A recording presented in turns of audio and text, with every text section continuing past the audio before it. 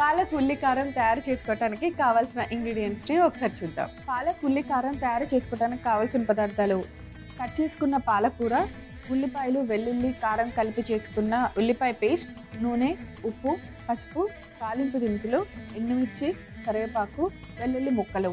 అన్ని ఇంగ్రీడియంట్స్ సిద్ధంగా ఉన్నాయి. మరి ఇంకెందుకు ఆలస్యం, స్టార్ట్ చేద్దామా? ఉల్లికారంలో ఎలా తయారు చేశారు? ఉల్లిపాయలు, వెల్లుల్లిపాయ, కారం, మూడు కూడా పచ్చివే తీసుకోవాలి. కచ్చబిచ్చ అంటాం కదా, అలా దంచుకున్నా పర్వాలేదు. మిక్సీలో కొంచెం పల్స్ మోడ్లోకి వెళ్ళి తీసేస్తూ ఉంటే మనకి ఇలా కచ్చబిచ్చ వస్తుంది. మిక్సీ ఎక్కువ చేయకూడదు, మెత్తగా ఉంటే బాగోదు. ఇది ఒకటి చేసుకోవాలి. ముందు పాలకూరను కూడా ఎప్పుడు కూడా కడిగి ఆరపోసేసుకున్నాక ఇలాగ పొడి పొడిగా కట్ చేసుకొని ఇలా ఫ్రైలో వాటిలో చేస్తే మనకు తొందరగా అయిపోతుంది. ఎక్కువ గుజ్జులాగా అవ్వదు అన్నమాట, నీట్గా ఉంటుంది. బాగుంటుందా? ఓకే. సో ఇలాంటివన్నీ చిన్న చిన్న టెక్నిక్స్ మీరు గుర్తుపెట్టుకొని మీరు కూడా అప్లై చేస్తే టేస్టీ రెసిపీ రెడీ అయిపోయినట్టే అనమాట. ఆయిల్ వేద్దాం. ఈ కూర అవ్వటం కూడా చాలా ఫాస్ట్. ఇది ఎందులో బాగుంటుంది? రైస్ చపాతి రెండిటికి బాగుంటుందా? ఓకే. ఈ కర్రీ పిల్లలకి లంచ్ బాక్స్ లో అన్నంలో కలిపేసి ఇచ్చేసి చెప్పపడదు, చక్కగా నీట్గా ఉంటుంది, బాగుంటది. ఓకే. నిజంగానే మన వంటల్లోనే మార్నింగ్ రెసిపీ, నైట్ రెసిపీ అని ఉంటాయి తెలుసా.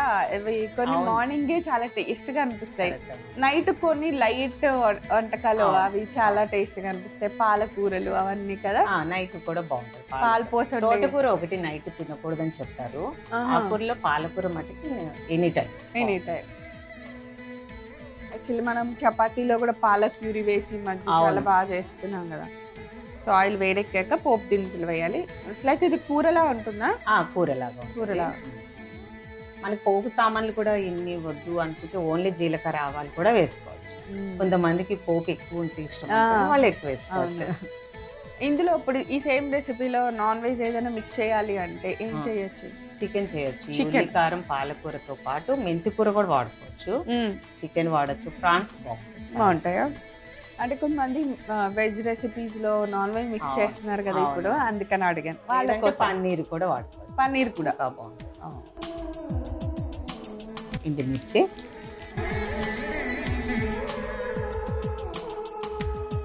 ఎల్లుల్లిపాయ, మళ్ళీ మనం అందులో వేసాము, మళ్ళీ ప్లస్ ఇందులో ముక్కలు.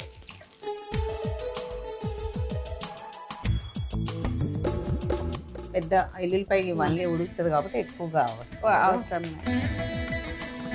కరివేపాకు. నెక్స్ట్ మన మెయిన్ ఇంగ్రీడియంట్ ఉల్లికారం.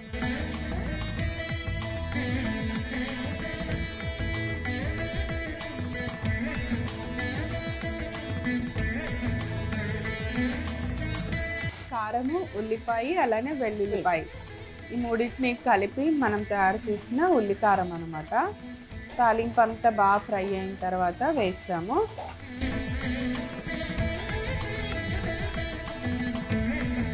ఉల్లిపాయని రకరకాలుగా స్మెల్ కావచ్చు.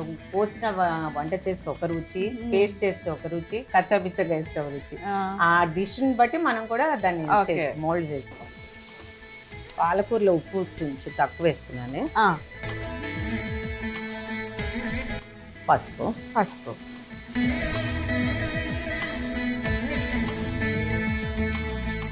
ఉప్పు పసుపు వేసిన తర్వాత సన్నగా కట్ చేసిన పాలకూర, ఇంకొకటి కొంచెం మనం ఎక్కువ వాడితే ఆకుకూర బాగుంటుంది. కలిపేస్తే మనకు కోసినప్పుడు అంత ఉందా అనిపిస్తుంది కానీ వండిలో వేయగానే.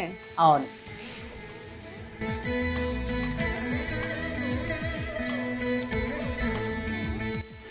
ఇలా మనం పాలకూరని చక్కగా కడిగేసి మరీ చిన్నగా కాకుండా పెద్దగా కాకుండా మీడియం లాగా కట్ చేసుకొని ఇలా వేస్తాము. వాటర్ వేయాలా? అక్కర్లేదు, వద్దు. పాలకూరలు ఇప్పుడు మనం మూత పెట్టేస్తే ఒక 5 నిమిషాలు ఉడికించుకుంటే ఆ వాటర్కి అది ఉడికిపోతుంది. ఎందుకంటే ముందే ఉల్లిపాయలు వేయించేస్తాం కదా, పాలకూర తొందరగా. ఒకసారి చూద్దామా?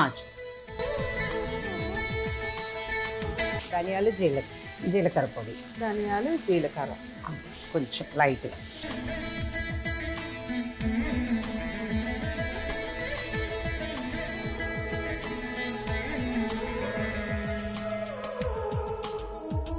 చాలు కదా. ఇంకా చాలు. స్టవ్ ఎందుకంటే ధనియాలు కూడా మనం ఫ్రై చేస్తే చేస్తాం కదా, అవును. సరిపోతుంది. ఇంకా బంద్ చేసి. Okay, stove ఆపేస్తున్నాను.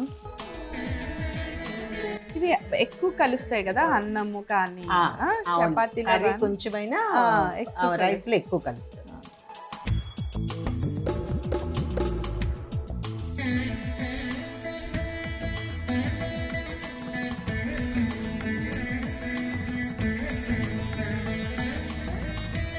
పాలక్ ఉల్లి కారం తయారు చేసుకోవడానికి కావాల్సిన పదార్థాలు: కట్ చేసుకున్న పాలకూర, ఉల్లిపాయలు, వెల్లుల్లి, కారం కలిపి చేసుకున్న ఉల్లిపాయ పేస్ట్, నూనె, ఉప్పు, పసుపు, తాలింపు దినుసులు, ఎండుమిర్చి, కరివేపాకు, వెల్లుల్లి ముక్కలు.